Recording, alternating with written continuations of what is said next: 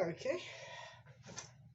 So, recently I've started playing D&D again, and I just want to talk about it. So, I decided to make this video instead of the other videos I already had planned to come out a couple weeks ago.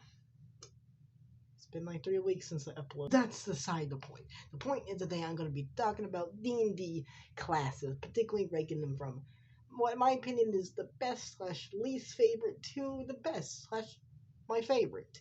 So yeah, join me on this journey of being triggered by my choices.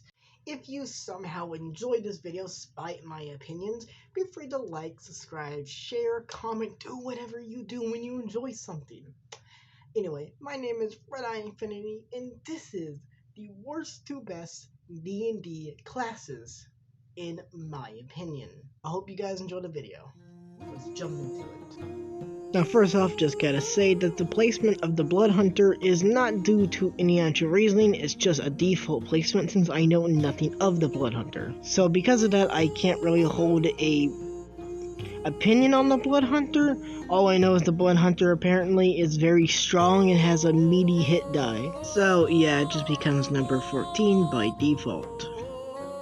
Now, before getting into number 12, I just have to say that everything under the number 12 is subjective. I genuinely think number 12 is such a bad class that needs to be revamped. That class being Ranger. I know, I'm so different, so unique for having Ranger at the lowest tier, but it's just that bad of a class. The Ranger is most importantly known for its ability of being a bow character who's attuned with nature. Now, inherently, the aesthetic of that does come in light due to a couple of abilities the Ranger does have that is unique to it, but overall, it's kind of pointless when you can just be a bow fighter or a druid. Hell, you can combine that and be a multi-class and still gets the basic aesthetics and be more useful if not stronger than the Ranger. I can't stress you how much I hate that I have to hold such a negative opinion on this class, because D&D is all about, you know, character creation. Everybody has their own abilities, their own techniques, everybody's unique. No warlock is the same as someone else warlock. That's why I hate that I have to hold such a negative opinion on this class, because it's just that bad. It's just not useful. Here's hoping one day Wizards of the Coast gets off their kind of racially insensitive arc and actually start fixing this class and maybe introducing new classes to allow the Ranger to stand out as not just, you know, the guy who's the inferior version of the fighter. The Artificer, the Arneson, the Artificer. The Artificer is an okay class with some interesting characteristics, but in the wrong hands, the Artificer class can be very annoying. And I know that's not the class's fault, it is very much a player / DM issue, but I don't know. I guess it's because I never got the chance to play the Artificer, let alone seen enough people play it, or at least play it enough to really get a feel for it, but it just doesn't feel really appealing to me, and I just think it's a very messy class that can overwhelm you, the DM, the other players, the battlefield very easily without any effort.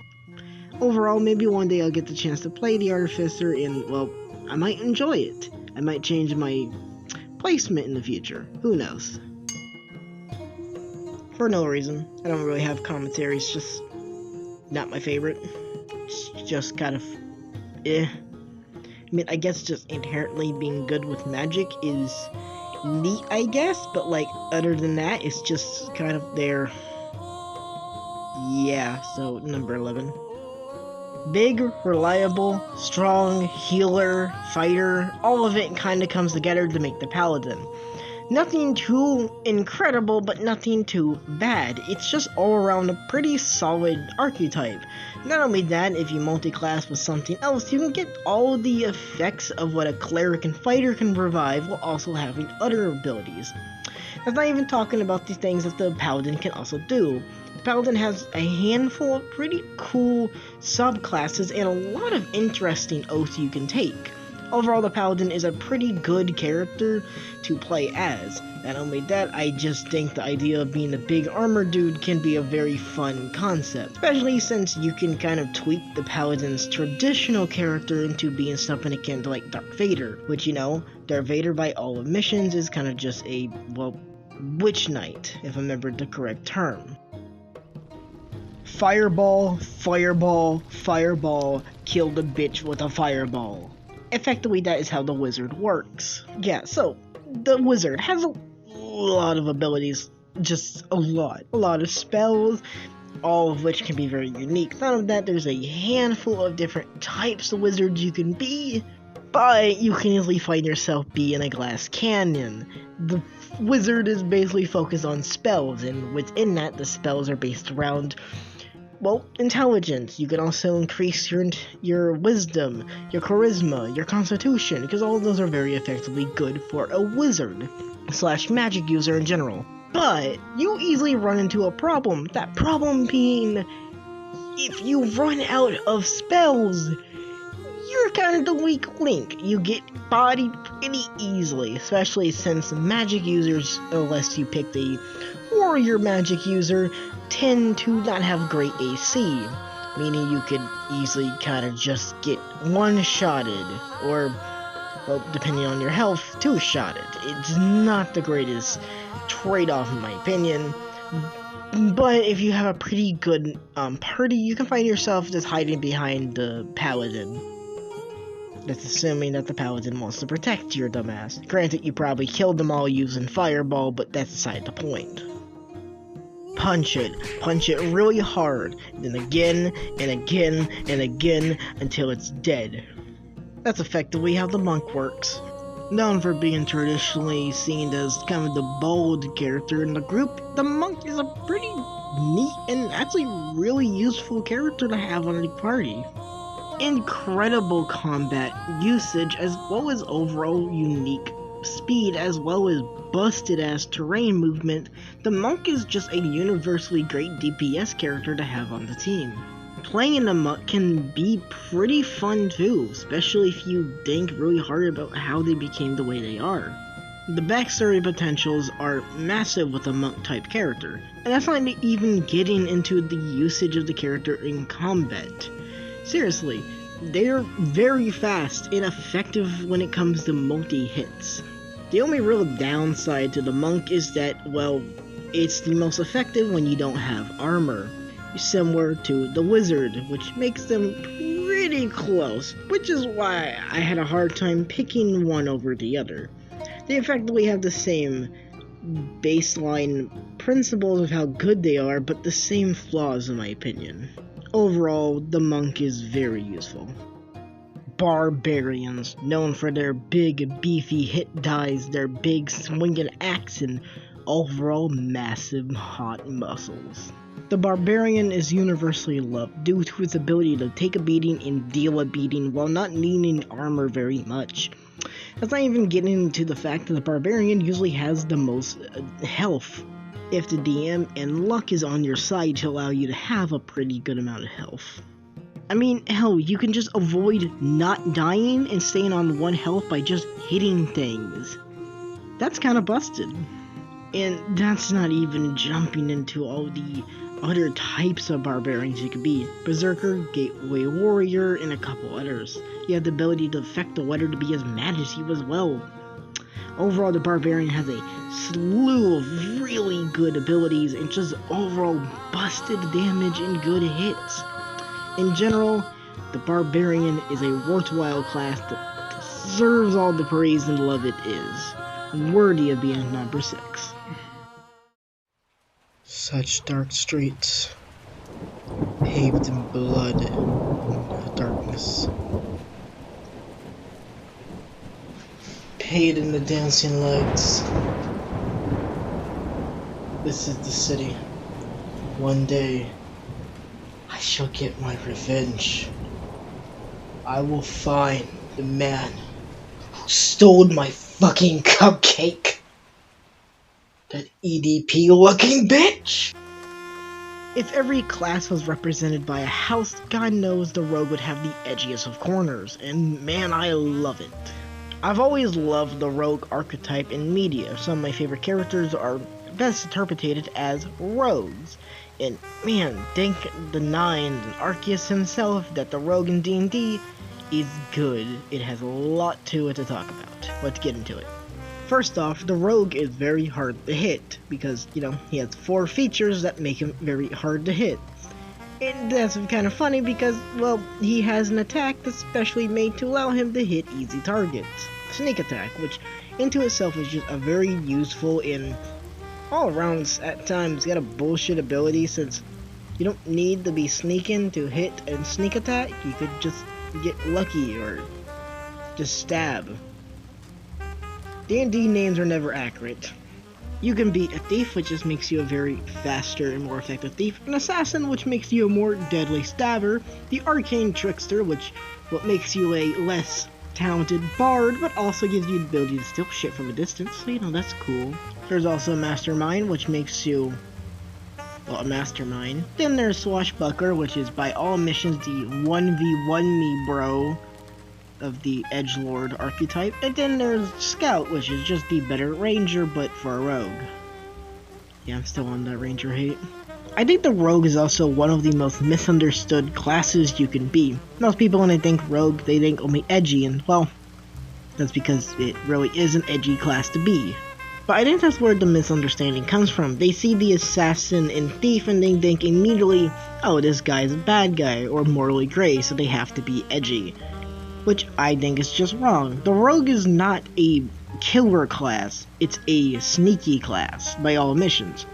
Meaning the way the rogue can work is by just being sneaky, or any version of the archetype you can be, which all kind of similar to the sneaky based ideals of the class. Meaning, I think it's very important to put out there that you can be a lot of different types of characters, you just have to be good at being, well, morally gray. Meaning you can be comic relief and still be a rogue. There's multiple characters who fit the rogue definition that isn't a edgelord sad boy. So yeah, I just want to put that out there because I just think there's a lot of misunderstanding of what the rogue archetype is.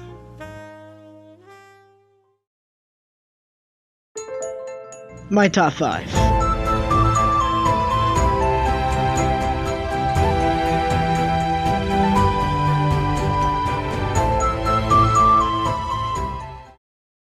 Eldritch Blast is just bullshit, and it becomes great because of it. I mean, it's not only just a bullshit spell to have as a contra, but it's just becomes broken when you can upgrade it to do different things. You can snipe someone from a distance, pull them in like a chain, and make it smell like flowers and roses. Or like your barbarian and druid. Now, that's not to say the warlock is without flaw. I mean, having only 4 spell slots until level 5 is kind of annoying. But you can get them in an hour of resting, so I guess it's a somewhat good trade-off. And your otherworldly patrons can be pretty cool. I mean, a couple of them are mid and one is kind of just shit, but you know, really not in the mood to go on a conversation about the warlock's patrons today, so I'll leave that up to you to figure out which ones are which. Not only that, there's a lot, and I mean a lot of pretty good spells that the warlock can have at their disposal. Overall, the warlock is a pretty good class to play with a lot of pretty interesting at times kind of bullshit spells at their fingertips.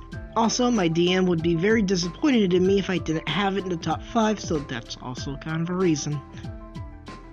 Every video game, especially a MMO type game, something akin to D&D, has their basic character. You know, the one class that every person who doesn't know the game usually picks out of, well, safeness. It is usually the easiest character to get a handle on, as well as just the most wide and broad one, so you can do a lot without needing to commit to a certain character. Is it basic? Yes. But that's why I think this class is so great. Because it's basic, it allows you to be anything.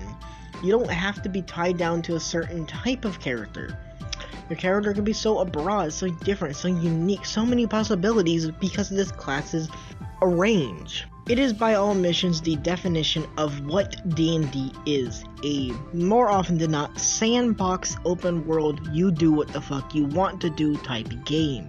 So yeah, I think the fighter is really deserving of being in the top 5 classes.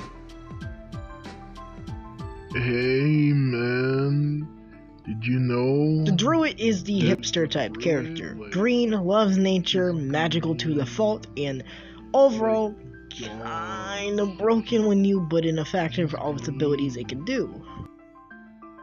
Jacob, please stop talking. The druid's ability to shapeshift into any animal it wishes is incredibly useful, especially when you're trying to sneak past guards, trying to fight big enemies, scare off people. The possibilities are endless. And that's not even talking about its other spells. It has a slew of nature-based spells that come in real handy. Not only that, your ability to summon more and more monsters as you go on throughout the levels become kind of ridiculous, and some of them are kind of unfair at times, that it's questionable to why I can summon them. The only downside to a druid is that none of my animals get stronger with me. They get replaced, and that kind of sucks. I want to form a bond with my creatures. You know, I'm a hipster, that's kind of what we do, man. Overall, a druid is just really good to have on a party, and to play.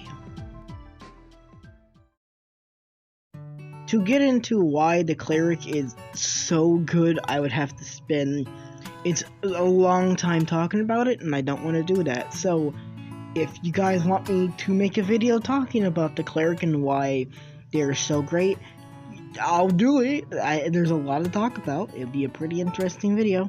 But you know, future probabilities aside, let's go over some of the cliff notes here, shall we?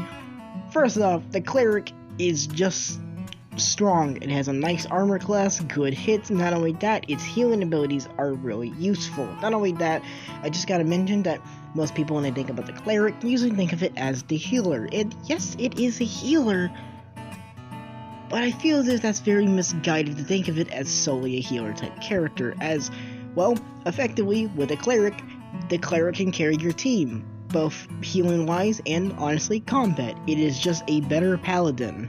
I mean, hell, the character can just have God intervene and cause them not to die. You don't just do that and not be built different. Again, the video is getting very long, and I don't want to spend my entire day sitting here telling you guys stuff that you probably already know. So if you guys want a better explanation of why the cleric is number 2, be free to ask for a video. I'll make one. Man, play that shit.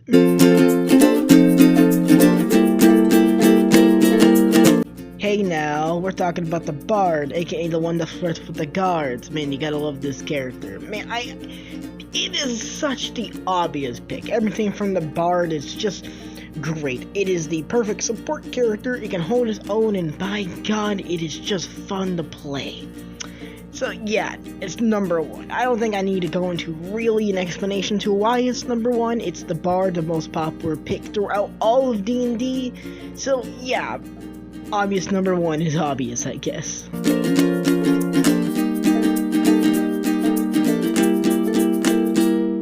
So, what made you triggered about my pickings? What is the most unfair ranking you think was on this list? Be free to tell me in the comments. Anyway, I'm RedEye Infinity, and this was all D&D classes ranked from worst to best. See you guys next time. Hope you guys enjoyed. Chala. Life's hard now that you're gone. I wish I could've got a chance to tell you goodbye, but now that you're gone, I just wanna die. I don't know if I wanna stay alive. I was hoping to make